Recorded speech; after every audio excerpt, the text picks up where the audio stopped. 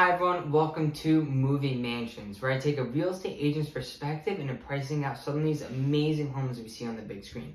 Today, we are doing another character from the MCU who I love, Stephen Strange, aka Doctor Strange. Now, Doctor Strange lives at the Sanctum, which I cannot pronounce for the life of me, so let's leave a comment down below, a little clapping emoji, if I get it right at least one time.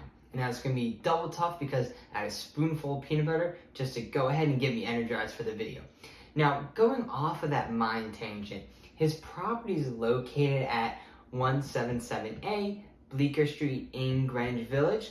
I went there for a present day view. I'm going to go ahead and show it to you right now. Hey, so I'm outside his current address of 117 Bleecker Street. So if you go here present day New York City, this is what you find. Here is the property for Doctor Strange, and it's right next to a smoke and beer store. Then on the other side, you have Village Tattoo. So, does not look like the one in the MCU at all, but now we're gonna go break down the one that is his house in the MCU. I'm gonna go ahead and break it down right now.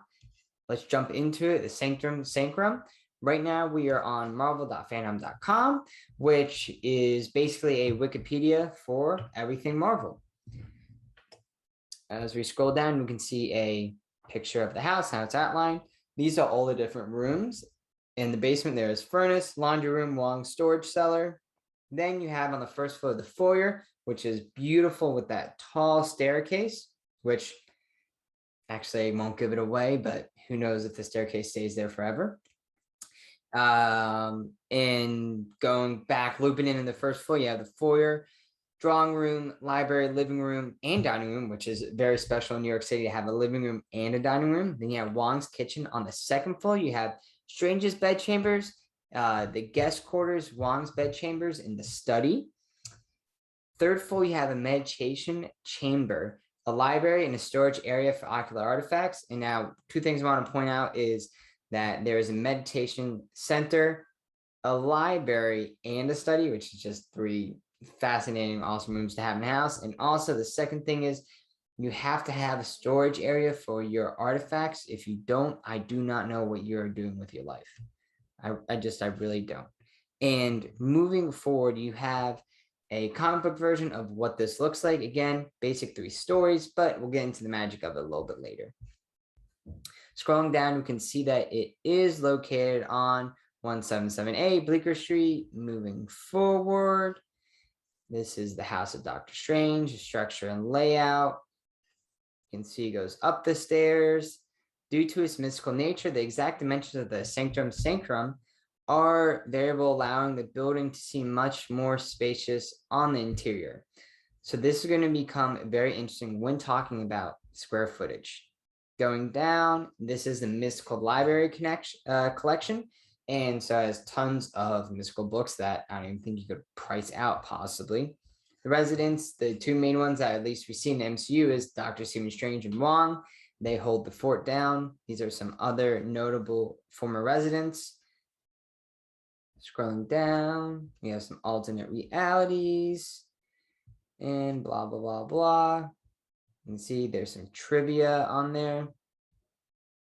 And a little thing is Roy Thomas and Gary Frederick and Bill Everett all once lived at 177A Bleecker Street, which inspired Thomas to make it the address of Strange's home. Scrolling up, one other thing that I would like to point out is under the former residences, you have the defenders, such as the Silver Surfer, Valkyrie, Nighthawk, Hellcat, Hawkeye, and they definitely help defend the fort. This is the MCU. I'm going to move my beautiful little face over to the left. And this is how it looks like in the MCU. As you can see, it's very wide, and the detail on it is just, some would say exquisite. That was a big word for me, but it's a big day. And of here you have the comic books of what it looks like in real life. So comps wise, this is the closest I can find for a Greenwich Village large townhouse. It is 11-13 West 10th Street, Unit 10H. As we can expand upon it, we can see, I'll move me out of the way. I'm just going everywhere today. This is a library, nothing compared to the library for the MCU of Doctor Strange. You know, rolling with the punches. Let's see what we can do. MCU, Sanctum. Did not spell that right. That's embarrassing, but it's what it is when I was quick typing. Do we find anything? No, not really. Anyway, back to here. We're going through it all, and it's an absolutely gorgeous, gorgeous, gorgeous townhouse.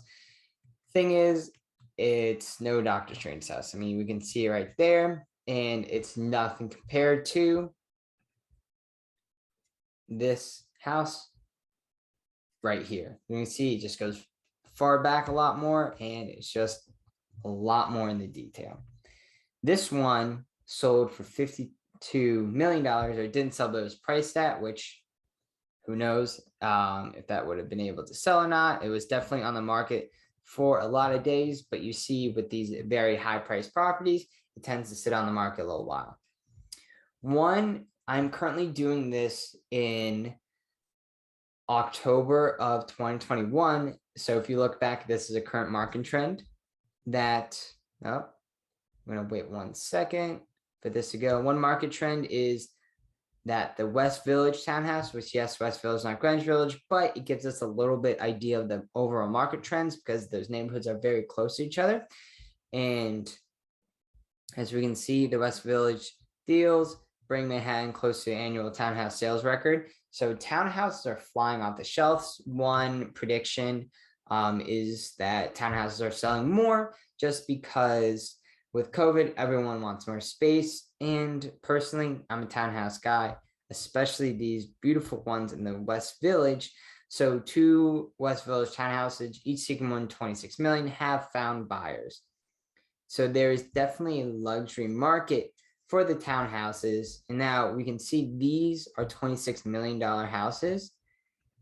And it's nothing compared to the size and space of the Sanctum Sanctum. One of the magical enchantments of it is that, yes, it looks big on the outside, but once you walk in, the way they have the spells and everything set up, I'm not really sure how to explain it, but all I know is that it's a lot bigger than it is on the outside, kind of like the Harry Potter tent when they go in the Goblet of Fire. So there's another reference for you. But overall, the square footage is much larger inside. Next, we're going to go ahead and start pricing it all out. So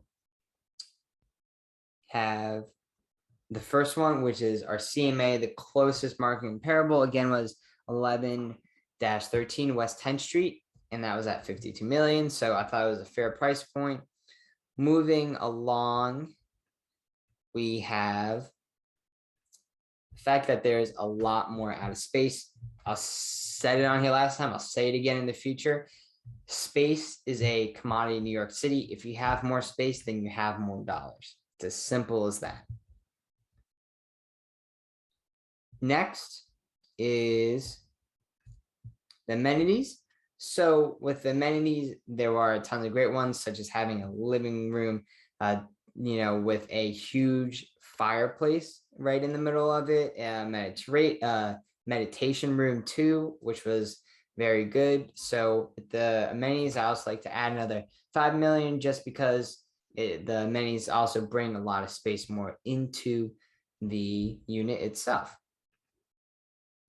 Next is the home security system. So I didn't really get touched on this that much earlier, but the Sanctum Sanctum is defended by a lot of spells. Shocker, it's Doctor Strange and Wong, and they're crafting up the defenses.